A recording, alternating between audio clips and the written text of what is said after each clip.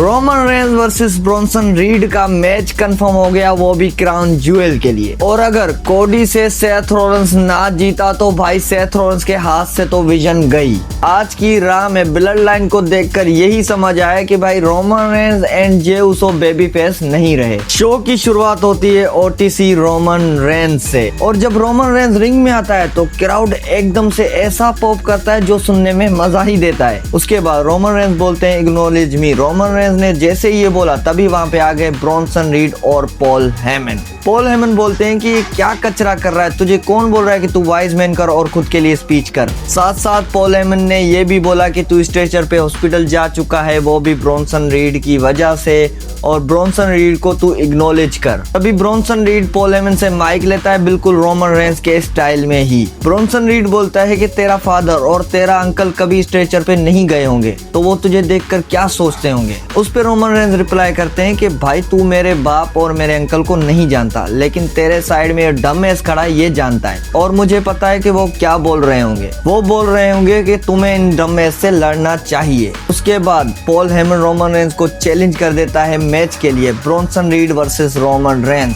Eight Crown Jewel, और ये होने वाली है ऑस्ट्रेलियन स्ट्रीट मैच। अब क्राउन ज्वेल ऑस्ट्रेलिया में हो रहा है तो इस वजह से इसको नाम दे दिया ऑस्ट्रेलियन स्ट्रीट फाइट। और जिस तरह से रोमन रेंज का बार बार मजाक उड़ा जा रहा है स्ट्रेचर, ये चीज रोमन रेंज को बिल्कुल अच्छी नहीं लग रही। पॉल हेमन और ब्रॉन ब्रेकर जैसे ही गुड नाइट बोलकर जाने लगते हैं तभी वहां पे रोमन रेंज बोलता है कि आए तो तुम बड़े फाइटर बन के थे, लेकिन ये कपल ऑफ बिचेस की तरह क्यों जा रहे हो। ये चीज रोमन रेंज की बोलना, और भाई ब्रॉन्सन रीड चढ़ गया रिंग में। फिर इनकी भसड़ स्टार्ट हो जाती है, वहां पे बहुत ज्यादा सिक्योरिटी भी आ गई थी। और इनकी फाइट देखकर ये बात तो बिल्कुल मैं कहूंगा कि ब्रॉन्सन रीड भले हील कैरेक्टर हो, लेकिन रोमन रेंज के आगे तो भाई वो आ ही रहा है। सिक्योरिटी ने आकर इनको अलग अलग तो कर दिया, लेकिन अपर हैंड जाता है रोमन रेंज को। फिर रोमन रेंज बैक स्टेज में जिमी और जे से मिले। जे रोमन को बोलता है कि मैं तेरे साइड में हूँ, मैं तेरे साइड में हूँ।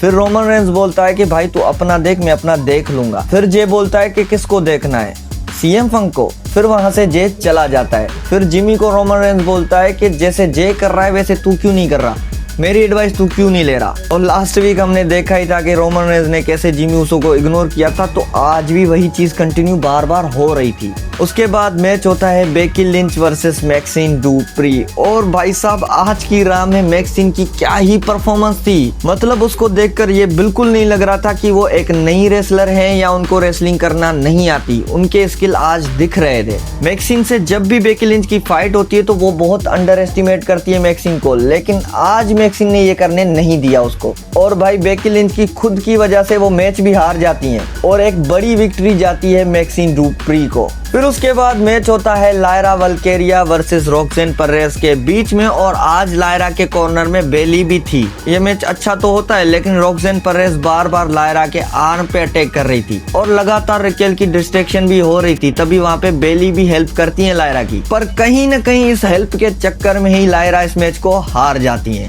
लायरा तो ये मैच हार गई, लेकिन बेली को पता नहीं क्या हुआ, वो लायरा को सीधा लेके गई बैक स्टेज और वहां पे फाइट करने लगी रिकेल और रॉक्सेन से। तभी वहां पे ऑफिशियल्स, गार्ड सब आ गए। फिर नेक्स्ट वीक इनकी एक मैच भी होने वाली है जो कि होगी टैग टीम मैच। फिर उसके बाद प्रोमो होता है सीएम फंक का, जो क्लियरली दिखा रहा था कि उसको वर्ल्ड टाइटल अभी चाहिए और सेथ रॉलिंस से मैच चाहिए, लेकिन एलए नाइट और जे उसो हो तो सीएम फंक कैसे जा सकता है आगे। एलए नाइट भी वहां पे आ जाते हैं। एलए नाइट बोलता है कि तू हार चुका है, मैं मानता हूँ कि तू एक अच्छा हस्बैंड है और अच्छा बंदा भी है, लेकिन तू एक ट्रेस चैंपियन है, 5 मिनट में हार गया। और मैं वही बंदा हूँ जो सेथ रॉलिंस से कभी नहीं हारा। हाँ, तू वही बंदा है जो कभी चैंपियन भी नहीं बना। मैं तो चैंपियन नहीं बना, लेकिन मैं कभी सेथ रॉलिंस से हारा नहीं, तो मैं डिजर्व करता हूँ वर्ल्ड टाइटल। एलए नाइट ने जैसे ही ये बोला तभी वहां पे आ जाते हैं जे उसो, और जे उसो आकर बोलते हैं जो एक बंदा वर्ल्ड टाइटल डिजर्व करता है वो हूँ मैं, क्योंकि मुझे मेरी रीमैच चाहिए और एक बार फिर से मैं बनूंगा वर्ल्ड हेवीवेट चैंपियन। फिर एलए नाइट बोलता है कि क्लैश इन पेरिस में तुम दोनों थे जिसकी वजह से ये मैं बेल्ट हारा। एलए नाइट का ये बोलते ही भाई साहब जे उसो को पता नहीं क्या हो गया, सुपर किक मार दी एलए नाइट को। सीएम फंक ये सीन देखकर जे उसो को बोलता है कि भाई तू टैग टीम में ही सही है और मैं चाहता हूँ कि तू टैग टीम में ही रहे, तो वर्ल्ड टाइटल की रेस से हट जा। फिर वहाँ पे जे और पंक आपस में लड़ने लगते हैं। जिमी उसको छुड़ाता है। जे सुपर किक मारने की कोशिश करता है लेकिन जिमी बचा लेता है सीएम पंक को। लेकिन जिमी उसो को दूर हटा के सीएम पंक ने पंच मार दिया जे उसो को। फिर क्या, जिमी उसो का भाई था तो जिमी उसो ने भी एक सुपर किक करा दी सीएम पंक को। इसके साथ साथ इनकी मैच भी कंफर्म हो गई जो कि होने वाली थी आज की रा का main event, CM Punk and LA night versus J Uso and Jimmy Uso. और मुझे ये समझ नहीं आ रहा कि ये वर्ल्ड टाइटल से टैग टीम में कैसे चले गए। और आज की रा में बिल्कुल डिफरेंट लेवल पे स्टोरी लाइन दिखाई गई। फिर उसके बाद आस्का एडम पियर्स से डिमांड करती है कि मुझे मैच चाहिए आज कायरी सेन और इयो स्काई के बीच में। और मैच स्टार्ट होने से पहले ही भाई साहब इयो स्काई ने सीधा अटैक कर दिया आस्का पे, जिसको देखकर कायरी सेन उतर के आ गई और सीधा चढ़ा दिया रिंग में इयो स्काई को। उसके बाद इनकी मैच हुई। आस्का का बार बार डिस्ट्रैक्शन हो रहा था और दोनों बंदियों के बीच में क्या परफॉर्मेंस थी भाई। और इस मैच में ये भी उम्मीद थी कि रिया रिप्ली भी आएंगी इयो स्काई की हेल्प करने, लेकिन नहीं आई। काफी ज्यादा डिस्ट्रैक्शन की वजह से और आस्का की हेल्प की वजह से कायरी सेन इस मैच को जीत जाती है। मैच जीतने के बाद भी इयो स्काई पे अटैक होता है लेकिन रिया रिप्ली आज नहीं आई। शायद रिया रिप्ली के दिमाग में यही होगा कि इयो स्काई को अकेले लड़ने दो ताकि उसका यकीन टूटे।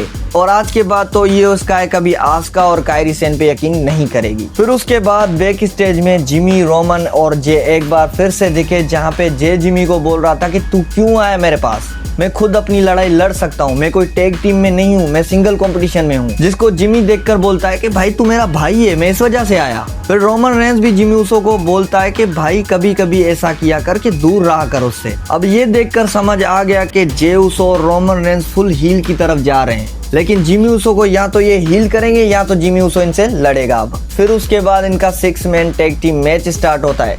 मैच तो अच्छा था लेकिन एंड में आ जाते हैं रूसेव सीधा गुस्से में आया और सीधा डोमिनिक के पास, लेकिन वहां पे पेंटा ने डोमिनिक को बचा लिया। गलती से सुपर किक मार दी रूसेव को। ये चीज देखकर डोमिनिक तो अरीना से ही भाग गया। इस चीज का फायदा होता है एजे स्टाइल की टीम को। एजे स्टाइल एक क्लैश लगा के इस मैच को विन कर जाते हैं। फिर एजे स्टाइल लास्ट में स्पीच भी देते हैं। जॉन सीना और मेरी मैच जो होने वाली है वो आखिरी होने वाली है जॉन सीना के करियर की, और मैं जॉन सीना को नहीं छोड़ूंगा। बस एजे स्टाइल ने तो इतना ही बोला, लेकिन मुझे ये समझ नहीं आ रहा कि इनकी मैच तो हो रही है वो ठीक है, लेकिन ना फेस ऑफ हो रहा है, ना फेस टू फेस आ रहे हैं, ना कुछ किसी को बोला है, ना क्या। बस ट्विटर से मैच हो गई और एजे स्टाइल अलग प्रोमो दे रहा है और जॉन सीना अलग। भाई ये कैसी मैच हुई और ये कैसी राइवलरी हुई। इस पूरी राह में मुझे सेथ रॉलिंस की स्टोरी अच्छी लगी, जहाँ पे वो खड़े थे बैक स्टेज में Paul Heyman and Becky Lynch के साथ, जहाँ पे बेकी लिंच बिल्कुल खुश नहीं लग रही थी अपनी मैच हारने के बाद। वो तो चली जाती है। उसके बाद सेथ रॉलिंस पॉल हेमन से एक सवाल पूछता है, क्या मैं कोडी से जीत पाऊंगा? हाँ तुम जीत जाओगे। क्या मैं कोडी से सच में जीत जाऊंगा? हाँ तुम जीत जाओगे। लेकिन अगर मैं हारा तो? ऐसा हो ही नहीं सकता। अगर मैं हारा तो? ये इम्पॉसिबल है।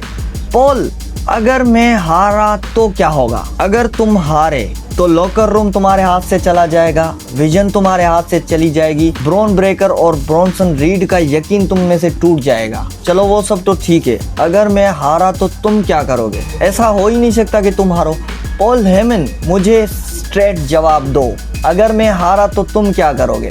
अगर तुम हारे तो मैं सोचूंगा कि मैंने तुम्हें चूज क्यों किया, वो भी रोमन रेंस को छोड़कर। ये बोलकर पॉल हेमन यहाँ से चले जाते हैं। अब ये चीज देखकर एक बात तो बिल्कुल क्लियर हो गई, अगर गलती से भी कोडी रोड्स जीत गया तो भाई सेथ रॉलिंस के हाथ से तो विजन गई। और जिस तरह से वो अलग ही कैरेक्टर है ब्रॉन्सन रीड और ब्रॉन ब्रेकर, वो किसी की नहीं सुनते। अगर सेथ रॉलिंस हारा तो सेथ रॉलिंस की क्या सुनेंगे। अब देखते हैं क्या होता है क्राउन ज्वेल में। अब वेट नहीं हो रहा क्राउन ज्वेल का। फिर उसके बाद टैग टीम मैच होती है LA night and CM Punk versus Usos के बीच में। और इस मैच को देखकर ये लग रहा था कि भाई सीएम पंक और एलए नाइट आपस में लड़के ही मर के ही हारेंगे ये मैच। बार बार वो आपस में पता नहीं कैसे थप्पड़ मार के टैग कर रहे थे एक दूसरे को दोनों। और इस मैच में दूसरी भी चीज हुई जहाँ पे जे उसो का हील कैरेक्टर भी दिखा। जे उसो ने बहुत बार चीप शॉट करने की भी कोशिश की। एंड में क्या होता है, सीएम पंक को जे उसो स्पेयर मार देता है। वो स्प्लैश मारने ही जाता था, तभी वहाँ पे डिस्ट्रैक्ट हो जाता है एलए नाइट से, जिसका फायदा उठाकर सीएम पंक ने मार दिया जीटीएस। सीएम पंक ने जीटीएस तो मार दिया, उसके बाद एलए नाइट को पता नहीं क्या हो गया,